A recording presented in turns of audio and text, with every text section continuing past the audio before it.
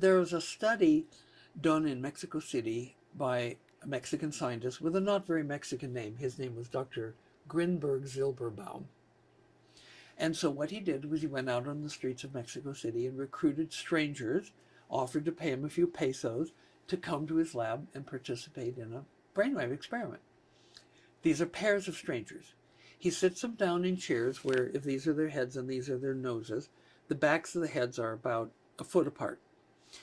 Then he puts electrodes on their head, which are connected to a polygraph running the brainwaves, and he gives each one a silent button to hold with one instruction. Sit there with your eyes closed, and if you feel a sense of rapport with that stranger behind you, push your silent button. And then you start the polygraph. And what he noticed, first of all, was that the button pushes were almost simultaneous. When one person felt rapport, the stranger did also.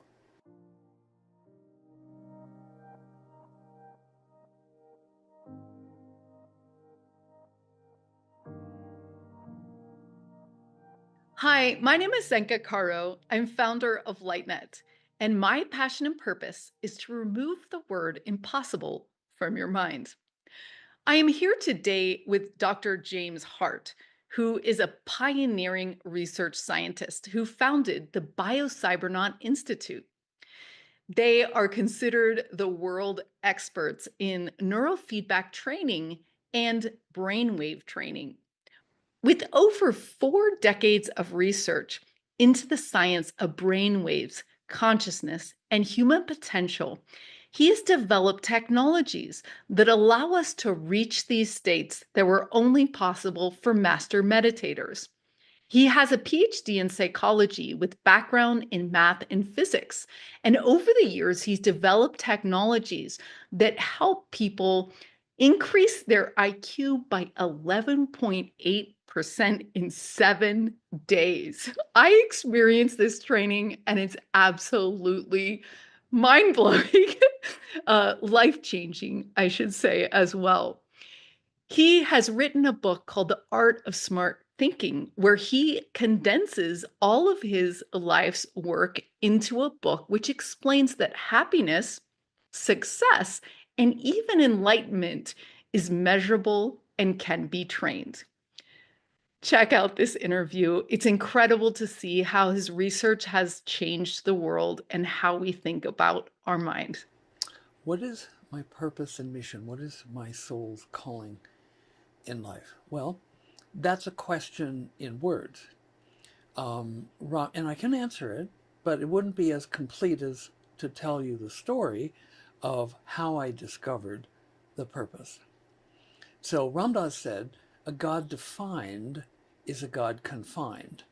So any statement of my purpose and my mission is going to be confined. So giving you that confined, it's to reduce suffering and to expand awareness and to help usher in an enduring golden age for all humanity. There's a book called Primal Branding. It was given to me by Greg Stewart, who's the first person to sign up for the Diamond Dozen Club, where people prepay for a dozen BioCybernaut trainings and get a 20% discount. And after he read the book, he gave me a copy and he said, now, every product or service that has ever gone global has 7 characteristics. BioCybernaut has all 7, he said. And he said one of them, intriguingly, is a cool founder's story. So here's the founder's story. I was in my senior year of a bachelor's degree in physics at Carnegie Institute of Technology in Pittsburgh. And I came out of the student union after lunch to be greeted by this really large hand-painted sign where every letter was a slightly different color. And it said, Dr. Joe Kamiya will talk on brainwaves and consciousness, and it gave a time that, that's just 10 minutes. And it was a room in Margaret Morrison College, which was right across the tennis courts. I didn't have a class that hour, so I went. It was a painting and design teacher. Dr. Kamiya was traveling from his funding source in Washington back to his lab in San Francisco, and he had stopped overnight to spend with this painting and design teacher, and her students had made the signs that had attracted my attention. I was the only one from the engineering college that was there. It was all this teacher's students, painting and design students. And so Dr. Kamiya was talking about his incredible work. He is the human who in 1962 reported in April of 1962 to the Western Psychological Association meeting in San Francisco that humans, when given feedback, could voluntarily control their own alpha brainwaves. He had stumbled upon this really quite accidentally. He was doing sleep research, and if he'd had a co-ed lying on a cot next to the polygraph machine, and she's trying to go to sleep, he's studying the process of falling asleep. If he'd see a big burst of alpha, and he'd say, wow, there's a big burst of alpha, often there would be another one. And he'd comment, and then there'd be another one. And so he kind of had a hunch that somehow his feedback of, oh, there was just an alpha wave, somehow contributed to there being another. So then he would ring a little bell if there was an alpha burst. And that worked too. And then he automated it. So he had a little tone that would come on. And so this was really exciting because although brainwaves had been discovered by Herr Dr. Hans Berger in 1908 as he was searching for the cause of ESP, he found the first brainwaves and called them alpha because they were the first. They're not the fastest, they're not the slowest, but they're the biggest. So the only ones he could find with this early primitive equipment. He kept it a secret for 10 years, did some really good research, was looking for the cause of ESP, which there is that relationship, but with his primitive equipment he couldn't find it. So he published and it became a sensation. Pretty soon any major university or hospital around the world had to have EEG equipment. And so there was a lot of research done on what I call the natural reactivity of alpha. Like if you're tired or too frightened, your alpha is low. You have to be in a middle range of arousal and have your naturally occurring alpha. And then, and only then, when you do meditative strategies, will your alpha go up literally off the charts. And then you have all these cool meditative, transcendental experiences. And so there's Dr. Joe Kamiya talking about this. I had a dear friend who was a grad student at Duquesne University, another college in Pittsburgh, and they had a bunch of French priests in from followers of Merleau-Ponty, the father of phenomenology, and they were teaching how to study the structure of consciousness. And I was reading The Phenomenon of Man by Father Pierre Teilhard de Chardin, and this was all really cool and wonderful, but there wasn't anything that could be measured. So I was like this physics science guy, and I'm also like getting this cool philosophy and psychology, and there was no connection. It was very almost schizophrenic. And then there's Joe Kamiya saying, oh, well, these high states of consciousness have high alpha. So the rest of my senior year, every spare minute was spent in the library, learning everything I could. I had this big stack of reprints, and I had read through that 3 times before I graduated, at which point I jumped on my Triumph motorcycle and headed for San Francisco to hang out with Joe Kamiya. I went through Canada. I took the Trans-Canadian Highway across and had some incredible adventures, but the real adventure was yet to begin. When I got to San Francisco, I showed up at Joe's lab, and I volunteered as a research subject. He had a big house at the edge of campus. A bedroom was filled with a PDP-15 mini computer, and it was running the feedback. The feedback chamber was a closet off the bedroom with sound tile, a wooden chair, a little table with a 3-digit digital display Nixie tubes, and on an upended orange crate in the corner of the closet was a big speaker, a 12-inch speaker, no cabinet, just the metal housing, and the paper in the speaker was torn. So when I would make bigger alpha, as you know, the torn speaker would fuzz out. Now, if I'd been an audiophile, that would have been creepy, unpleasant. Oh, no, turn it off. I wasn't an audiophile, so I went into the fuzz, and that helped the whole process. At the end of the first day, I knew this was the most exciting thing I had ever done in my life. So I went back the next day and I went back the next day. It was very primitive. 1 electrode in the middle of the back of the head, a reference on the ear, and a ground on the forehead. And so it was increasingly wonderful. So on the 4th day, I went back, and to my great disappointment, they weren't doing any studies. However, I had learned a little bit about how the lab worked. I went in there as a Protestant fundamentalist physics major, Mr. Science guy. Well, I had had out-of-body experience. I was ego disintegration.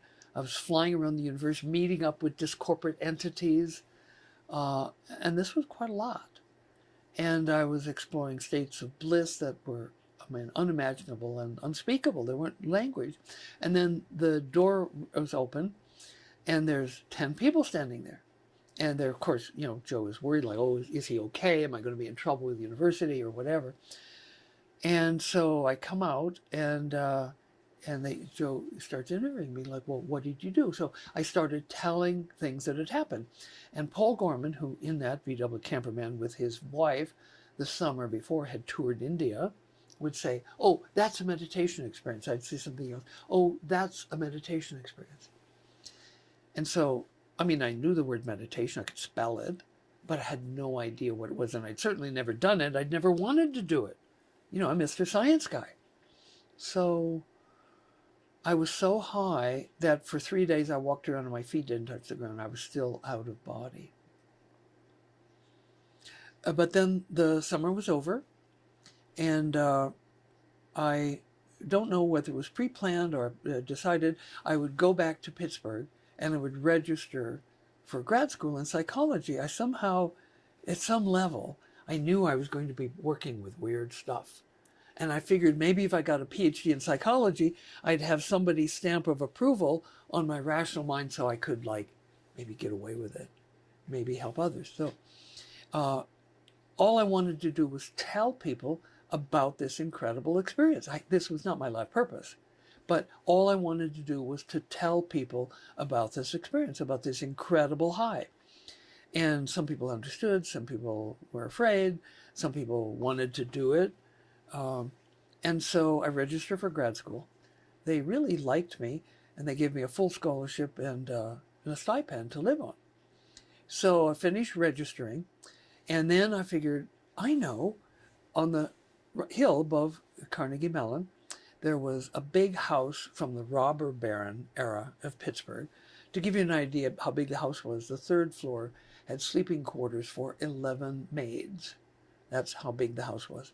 And one of my friends, a professor of phenomenology from Duquesne University, with whom I'd set up an exchange program between their psych department and the Carnegie psych department in my senior year, Rolf was an interesting guy.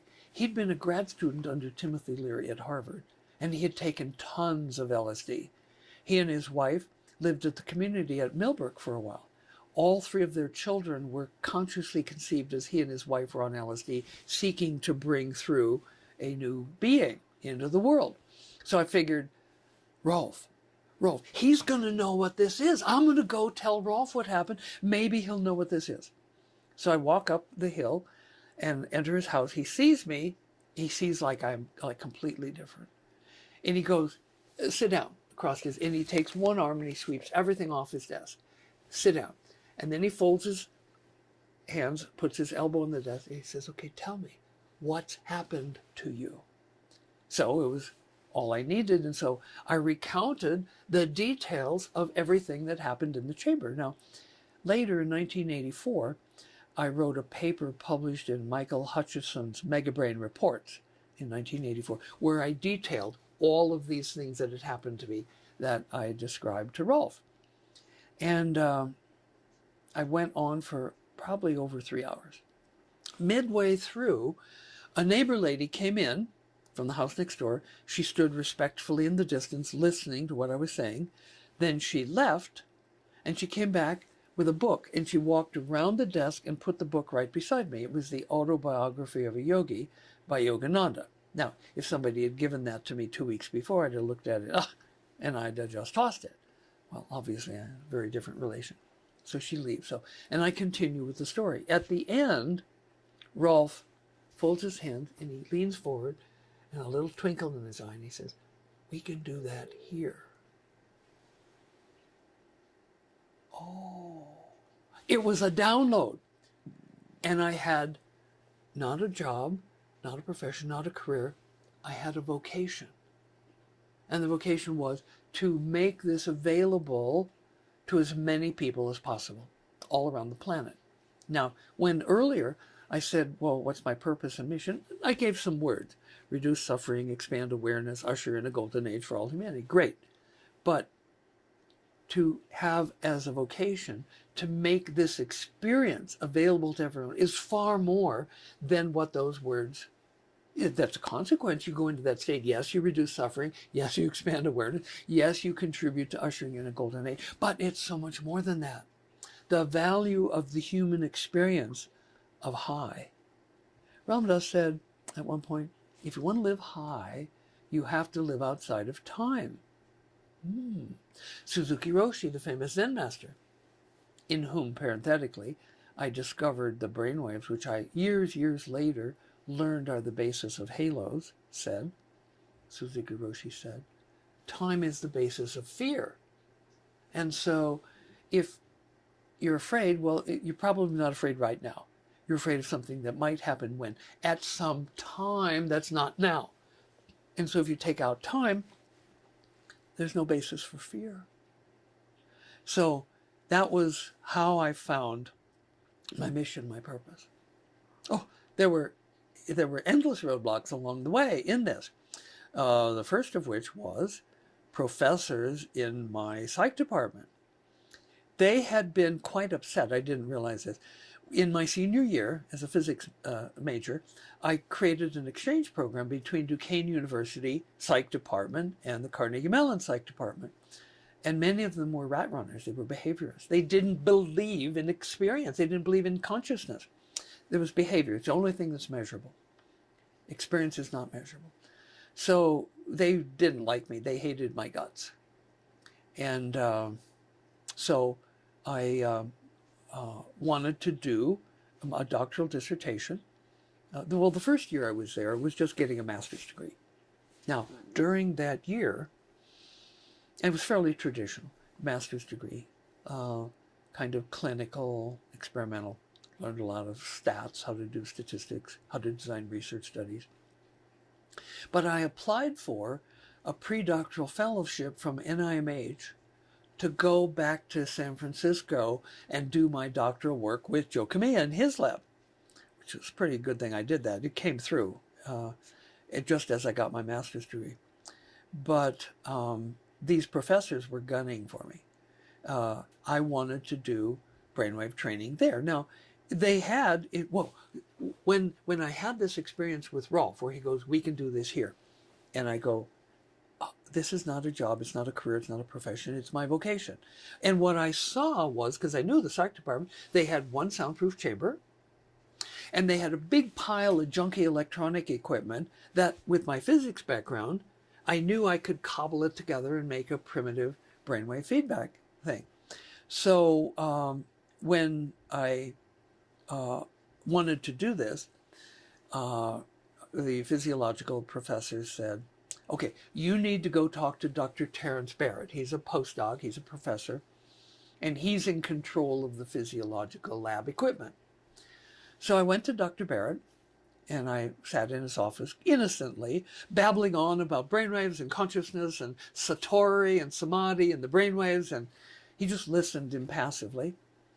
And a couple hours later, in my student mailbox, I got a letter, which was copied to the department chair. And it said, permission to use the electrophysiological equipment denied. Nobody who's interested in consciousness, he wrote, could possibly be serious about pursuing a degree in physiological psychology. However, if you will abandon this nonsense and submit to me, I will design a program of research which will lead to a PhD in physiological psychology. And I looked at it, I go, it's like, I almost laughed. I mean, like, can this be real? So he had copied the chair of the department. Now, interestingly, the chairman was on sabbatical that year.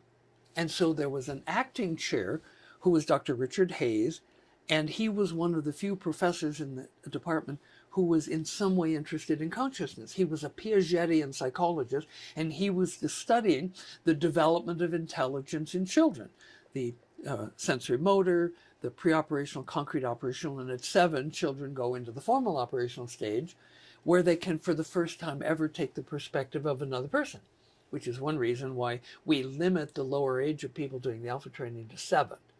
You have to, if your parent wants to bring a child, they have to be at least 7.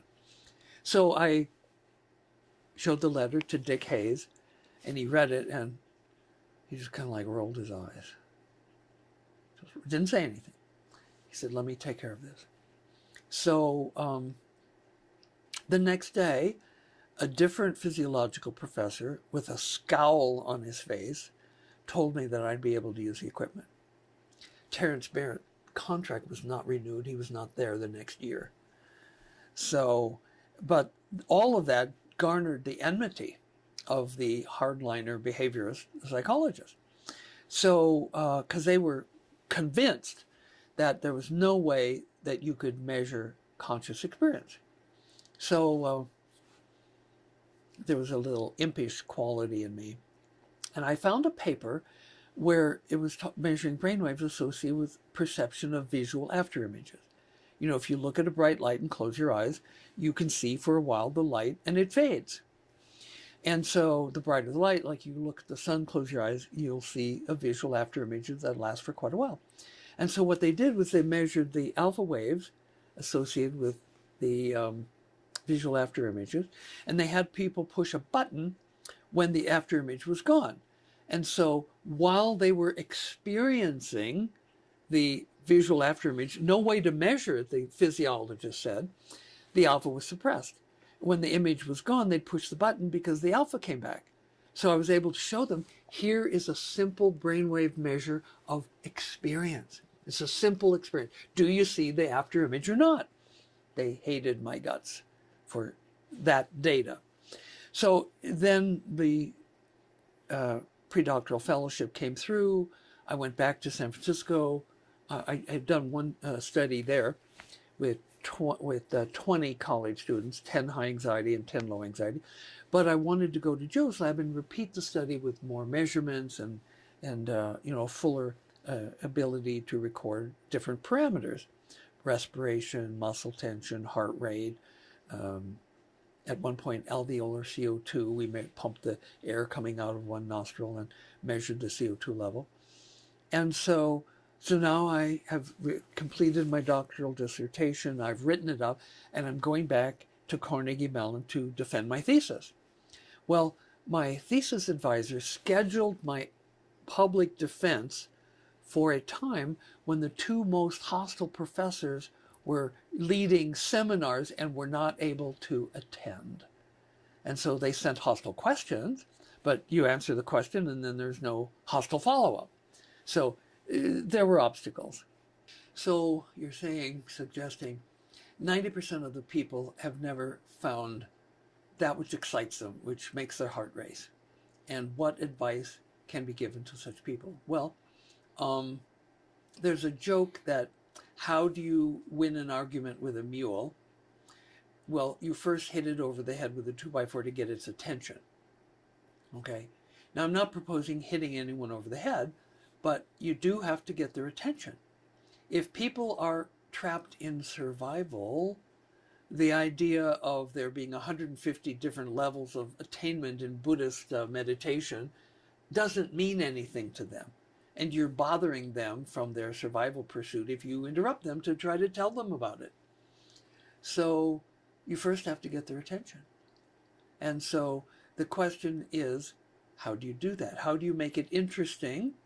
How do you make it fun? And how do you make it important? Well, humans evaluate things based on their experiences. For example, if you eat a berry from a shrub and you get sick and vomit and almost die, then you learn not to eat that berry.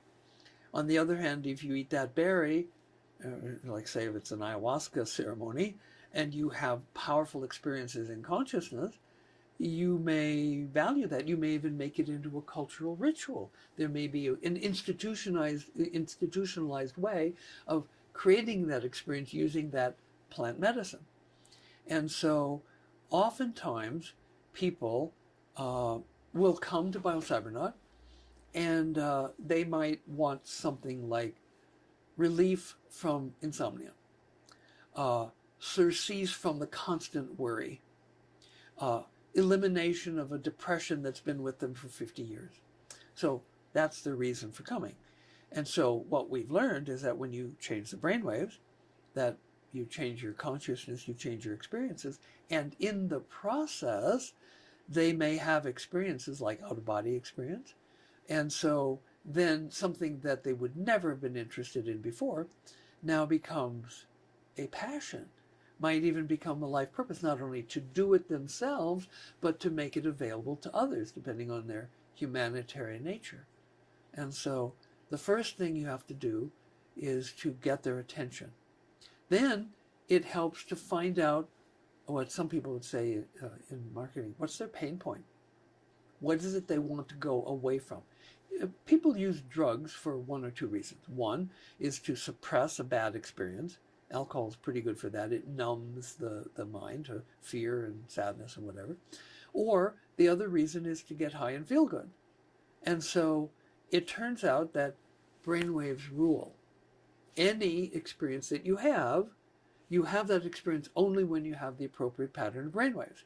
And there are a lot of ways of changing it. You know, historically, there's been drugs, sex, and rock and roll to change your brainwaves and thus change your experience. And so any particular drug is going to change your brainwaves, and if that's a pleasant experience, you will do more. Now, one of the problems is that drugs often have side effects. For example, marijuana increases alpha, but it also makes people lethargic and saps motivation. And so I've actually had parents bring marijuana, heavily marijuana using children to BioCybernaut. And the parent is initially disappointed that I don't go, you shouldn't do that. I go, no, you're doing that for a reason. You want to get high, you want to feel good. Let me show you another way to get high and feel good. And the kid is like, what kind of a weirdo is this doctor? He wants me to get high? Well, yeah, I do. And I want you to do it on your own, developing your own resources so that you have access like that to any state that you want. Awesome question. When I'm in my purpose, how do I affect others? And what would the world be like, or what will the world be like, when people are living in their purpose? Two very powerful and profound questions. And fortunately, we have a lot of data to answer those questions. There was a study done in Mexico City by a Mexican scientist with a not very Mexican name. His name was Dr. Grinberg-Zylberbaum. And so what he did was he went out on the streets of Mexico City and recruited strangers, offered to pay him a few pesos to come to his lab and participate in a brainwave experiment. These are pairs of strangers. He sits them down in chairs where, if these are their heads and these are their noses, the backs of the heads are about a foot apart. Then he puts electrodes on their head, which are connected to a polygraph running the brainwaves, and he gives each one a silent button to hold with one instruction. Sit there with your eyes closed, and if you feel a sense of rapport with that stranger behind you, push your silent button. And then he started the polygraph. And what he noticed, first of all, was that the button pushes were almost simultaneous. When one person felt rapport, the stranger did also. Further, he noted by looking at the polygraphs that the button pushes occurred when both people were making bursts of alpha, basis of a telepathic experience. And I could make a side note. At one point, I had the privilege of providing 2 weeks of training to 2 Army intelligence lieutenant colonels. One of them, Colonel John B. Alexander, well, he became a colonel. He rose through the ranks, but he was a lieutenant colonel when he came. He and his co-trainees, Lieutenant Colonel James McLaughlin, who was interesting because he died in Vietnam, had an out-of-body experience, and came back with valuable information that was later verified. So John was currently on the board of IONS, the Institute of Nordic Sciences, and he was studying Lieutenant Colonel James McLaughlin, who had actually died in Vietnam, went out of body, then came back.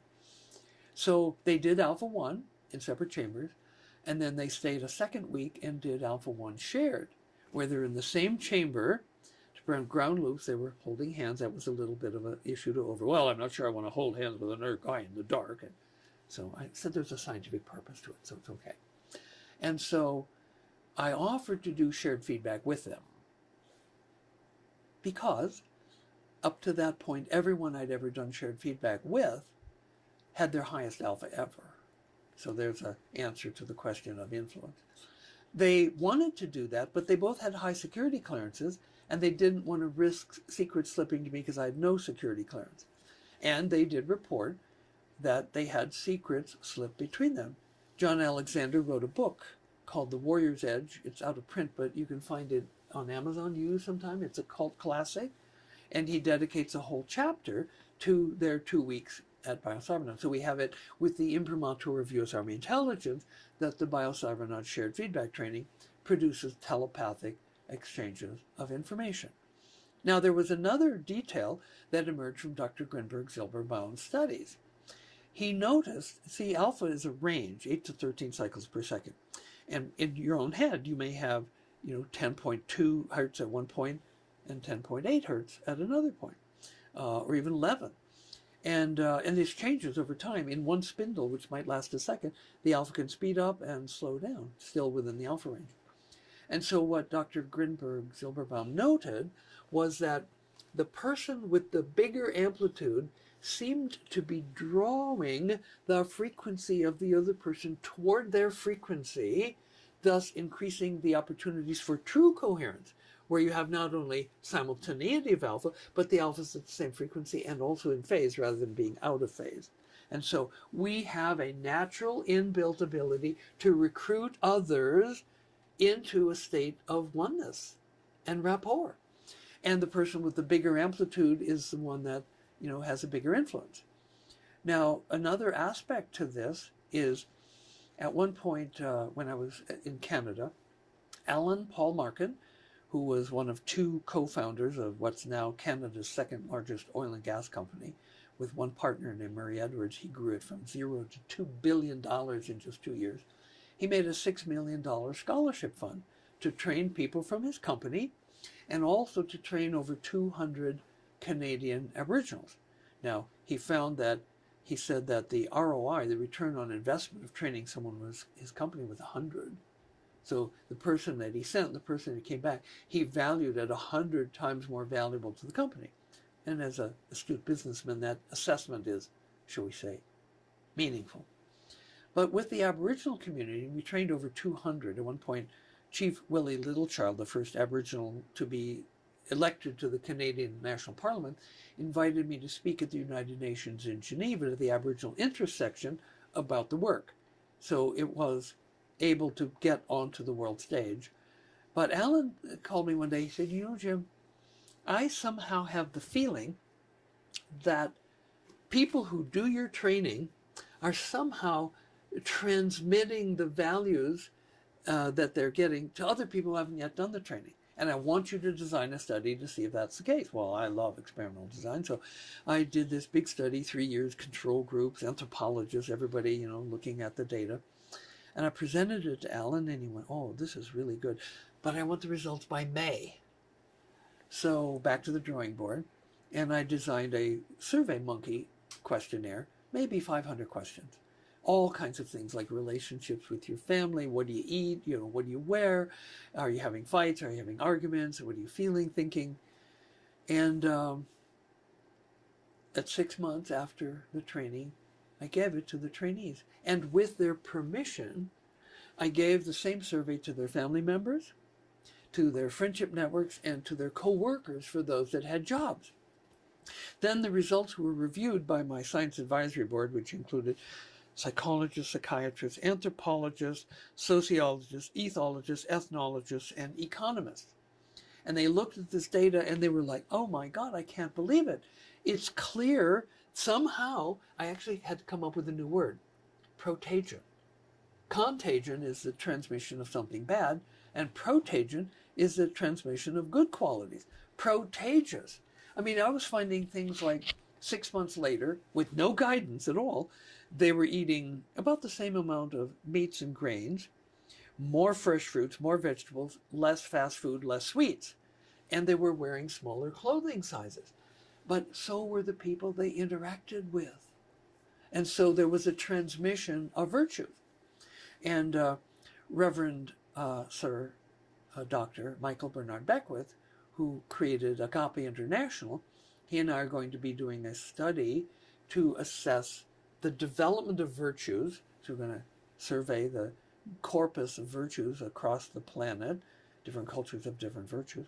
And we're going to design a survey, and all the core members, a couple dozen Agape members, are going to take the virtue study.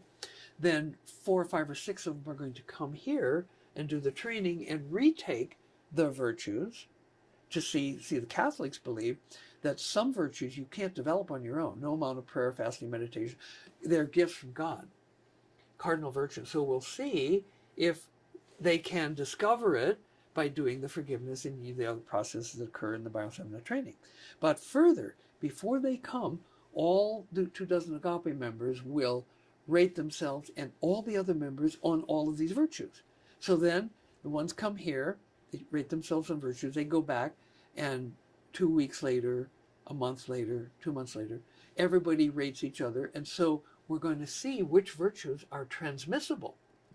And we're also going to have them log how many in-person meetings they had, how many phone calls, how many texts, how many emails. And so we'll know, well, what virtues are created by what brainwaves. We can make a brain energy map on virtues. So somebody might have this virtue increase because these brainwaves change. A different person might have different virtues in because they had a slightly different pattern. Maybe they're often increased frontally rather than centrally. And so we'll learn how to create whatever virtue you want by where you train your brainwaves. And we'll also see which virtues are most transmissible. And by what means. Maybe you have to be in person with the guru, the teacher, the colleague, or maybe a phone call will do. We'll see. When people are living from their purpose, they're happier, and the people around them are happier. They're not creating trauma. Chief Willie Littlechild said, if you have been abused and you haven't forgiven, you will become an abuser. So when everybody's forgiven, there aren't any abusers left. And wow, now we're talking golden age for all humanity. Good stuff.